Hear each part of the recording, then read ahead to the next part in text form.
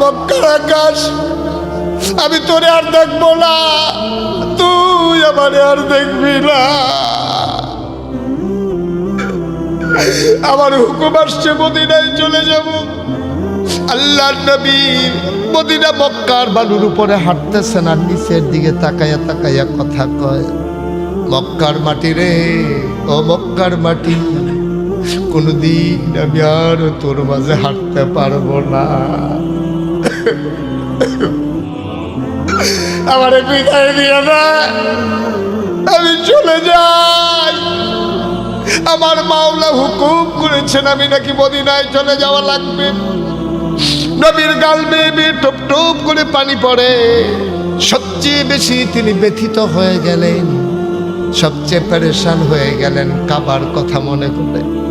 তিনি কয়েকটা কদম দিয়া কাবার কিনারে গেলেন, কাবা ঘরটার দেয়ালের ভিতরে হাত লাগাইলেন, লাগাইয়া কয়, কাবারে, ও কাবা, তোর যিনি মালিক আমারও তো তিনি মালিক। আমি তো তোর ছায়ার ভিতরে কত আরাম করছি রে, তোর দেয়ালের ভিতরে হেলান দিয়ে আমি কত বসছি। ও কাবা, আমি তোর মাঝে কত সাজদা দিছি। কাবা রে, আমি নাকি চইলে যাওয়া লাগবে মদিনায়, মদিনায় সব পাবো, কাবা পাবো গো।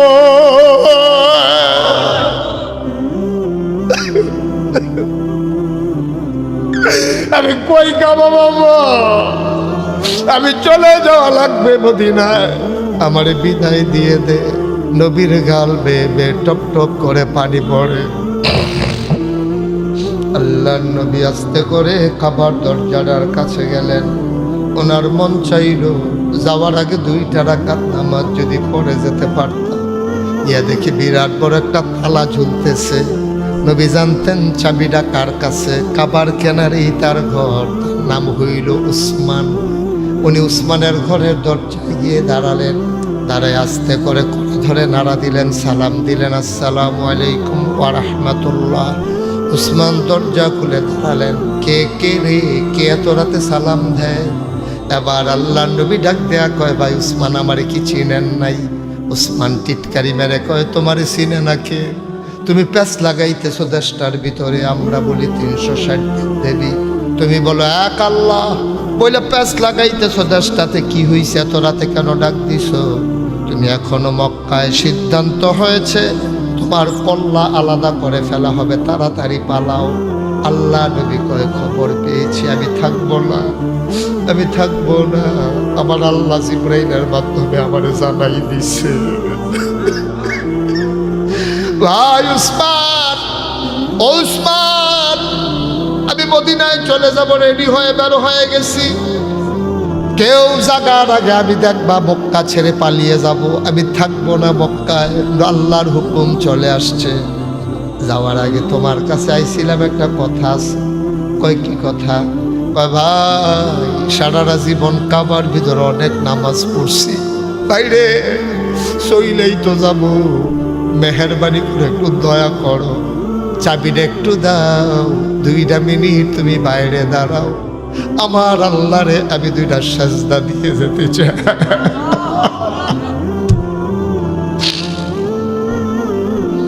আমি আল্লাহরে 2টা সাজদা দিতাম চাই, দয়া করে দরজাটা খুলে দাও। চাবিওয়ালা উসমান ডাক দেয়া কই, বিরক্ত করবা না, তুমি চলে যাও, তাড়াতাড়ি চলে যাও, ঘর থেকে বের হয়ে যাও, এখানে থাইকো না, যুবকেরা পেলে তোমারে মেরে ফেলবে। আল্লাহর নবী কয়, ভাই কেউ যাক না নাই, আমি এসেছি রাস্তা দিয়ে, কেউ যাক না নাই। গরুগুলো গোয়াল ঘরে ঘুমায়, বেওয়ারিশ কুকুরগুলো নিরাপদ আশ্রয়ে, পাখিগুলো আপন নিরে ঘুমিয়ে পড়েছে, কেউ যাক না নাই। প্রিয়তম স্বামী প্রিয়তমা স্ত্রীকে নিয়ে ঘুমায়, শিশুরা মায়ের বুকে মুখ রেখে ঘুমায়। সুবহানাল্লাহ, কেউ জাগলে নাই, সবাই ঘুমায়, তুমি আর আমি ছাড়া কেউ জান না নাই। দয়া করে দরজাটা খুলে দাও, কেউ দেখবে না, কেউ জানবে না। আমি 2 রাকাত নামাজ পড়েই চলে যাব, আমারে দিয়ে দাও একটু সুযোগ। চাবিওয়ালা উসমান কয় না, সিদ্ধান্ত হয়েছে তোমার জন্য কাবার দরজা খোলা হবে না। আল্লাহ নবী কয় আমি তো কারো কাছে বলবো না, কেউ জানবে না। চাবিওয়ালা কয় বিরক্ত করবা না, চলে যাও। এবার আল্লাহ নবী খপ করে উসমানের হাতটাতে এমন করে দুই হাতে ধরলেন, বিনয়ের সাথে ধরে চোখের পানি তিনি ছেড়ে দিলেন। ডাক দিয়া উসমান, কোনদিন আমি কোনো মানুষের কাছে কিচ্ছু চাই নাই, আমি পারলে দিছি, কোনোদিন কারো কাছে না চাই নাই। 3 বেলা না খাইয়া রয়েছি, তারপরেও কারো কাছে খাবার চাই নাই। 3 দিন চুলায় আগুন জ্বলে নাই, তারপরেও কোনোদিন কারো কাছে কিচ্ছু চাই নাই রে ভাই। আমার কাছে চাইয়া কেউ ফেরত গেছে প্রমাণ নাই, কোনো প্রমাণ নাই। শুধু চাবিটা চাইছি 2টা মিনিটের জন্য, তুমি দরজা খুলে দাঁড়াও, আমি 2টা সাজদা দিয়ে বের হয়ে যাব। চাবিওয়ালা কয় না, দরজা খোলা হবে না। আল্লাহ নবী হাতটার ভিতরে খপ করে ধরে, গাল বেয়ে বেয়ে টপ টপ করে পানি পড়ে। চতুর্দশী পূর্ণিমার চাঁদ, আকাশে হাসে ফকফকা জ্যোৎস্না, নবীর চোখের পানিগুলো ঝিকমিক করে। নবীজি কয় ভাই, ও ভাই, দয়া করে দরজাটা একটু খুলে দাও। চাবিওয়ালা উসমান এবার নবীর গলায় ধরে এমন জোরে একটা ধাক্কা মারলেন, আমার নবী উল্টাইয়া মরুভূমির বালুর উপরে পড়ে গেলে।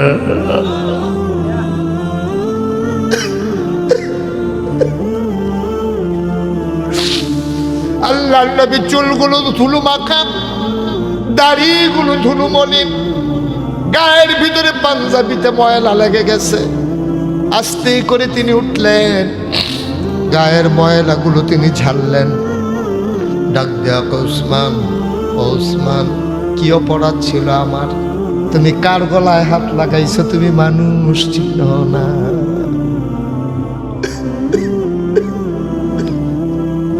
তুমি কার ধাক্কা মারলা? কার গলায় ধাক্কা মারছো তুমি?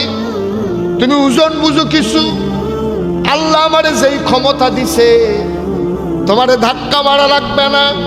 এই আঙ্গুলটা দিয়া মাথার উপরে যদি একটা চাপ দেই, টিউবওয়েলের পাইপের মতো তুমি মাটির নিচে ঢুকে যাবা। আমি তো প্রতিশোধ নেওয়ার নবী না রে ভাই।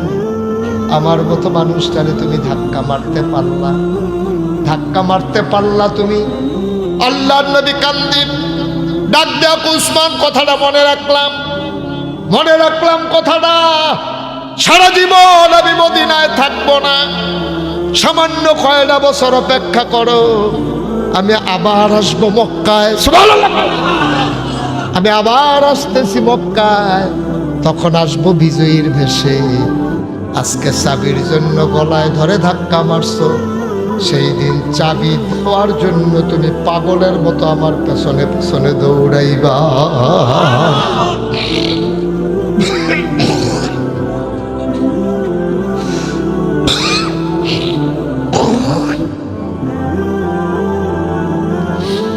আজকে চাবির জন্য ধাক্কা মারছো, সেই দিন চাবি দেওয়ার জন্য পাগলের মতো দৌড়াইবা। আমি আসতেছি।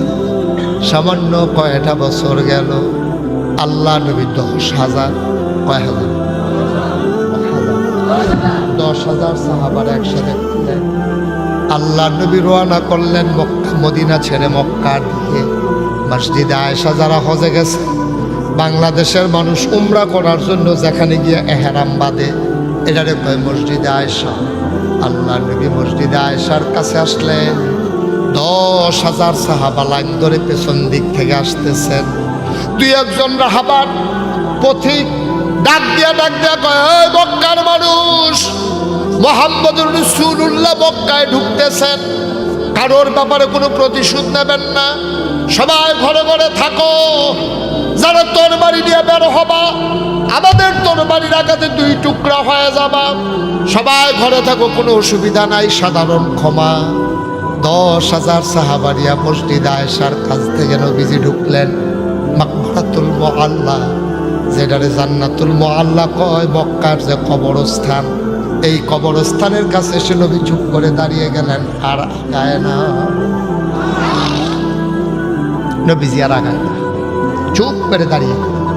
মাথাটা এভাবে নিচু হয়ে গেছে। হাদিস শরীফ আসছে থুতনিটা বুকের সাথে লেগে এই চোখের পানি দিয়া দাড়িগুলা ভিজতে ভিজতে পাঞ্জাবিটা ভিজে গেছে।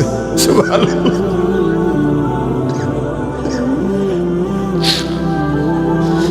চোখের পানি দিয়া বুকের পাঞ্জাবিটা পর্যন্ত ভিজে গেছে।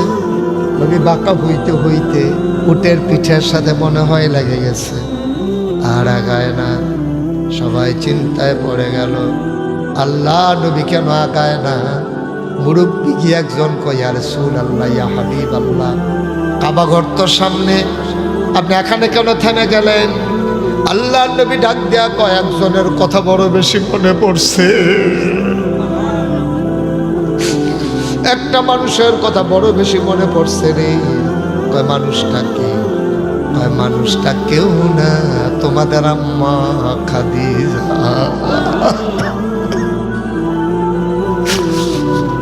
তোমাদের আম্মা খাদিজা সারাটা জীবন চাইতো মক্কার মানুষগুলো ইসলাম মানব, দেখা যাইতে পারে নাই।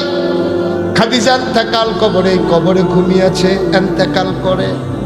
ও সাহাবারা, তোমরা সবাই আমার সুখের দিনের সাথী, আমার খাদিজা ছিল আমার দুঃখের দিনের সাথী।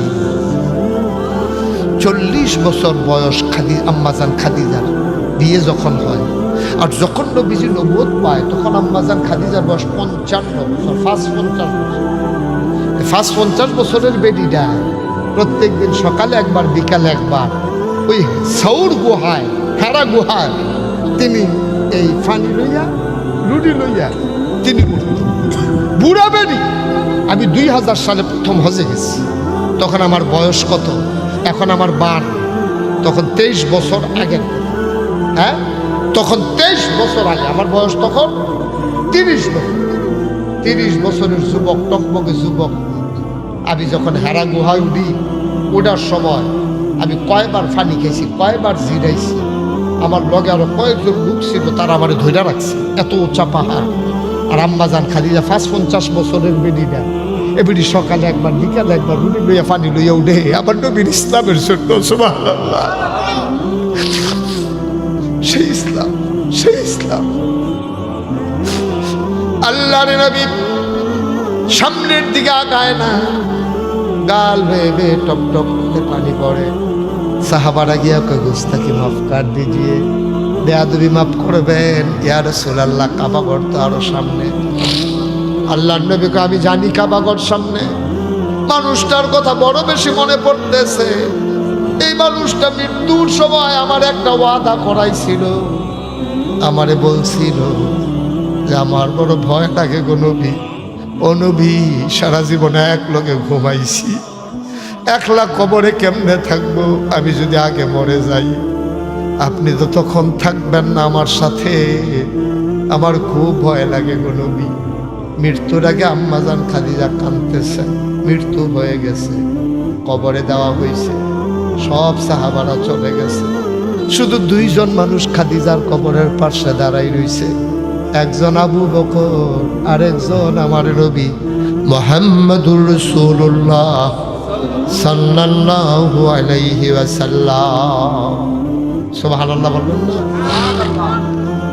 আবু বকর, ওই রাসূলুল্লাহ কোন সময় কবর দিছি, সব চলে গেছে, বাড়িতে যাবেন না? কই তুমি যাও। আবু বকর, তুমি যাও, তুমি বাড়িতে অনেক পেরেশানি গেছে, তুমি যাও। আবু বকরকে, ইয়া রাসূলুল্লাহ, আমি আপনাকে ফালাই চলে যাব? আপনি বললেই আমি চলে যাব? আপনাকে না নিয়ে তো আমি যাবো না, আমরা একসাথে যাবো 2 জন।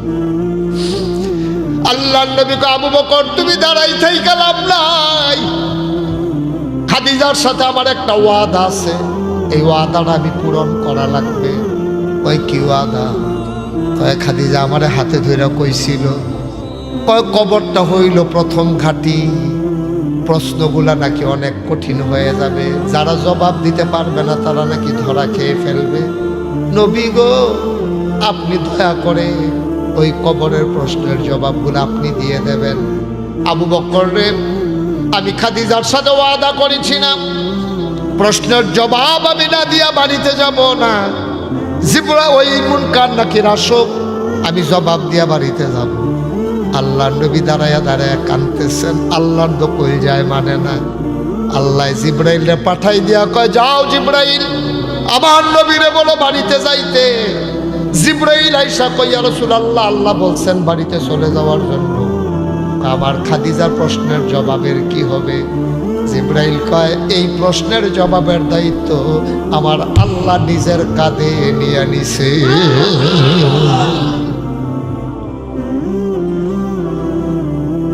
আপনি লাগবেন, আপনি লাগবেন না। আমরা অনেকে টেনশন করি না যে কবরে গেলে জবাব দিতে পারবো কিনা। আপনি আল্লাহওয়ালা হন, জবাব কি আপনি দেওয়া লাগবে নাকি? জবাব আপনি দেওয়া লাগবে বলছে কি আপনার? আপনি জবাব দেওয়া লাগবে না, আপনি প্রস্তুতি নেন। ওই কষ্ট হইতেছে আপনাদের না? ছেড়ে দেওয়া দরকার। এই কথাটা শেষ করি, তারপরে ছেড়ে দেবেন ইনশাআল্লাহ।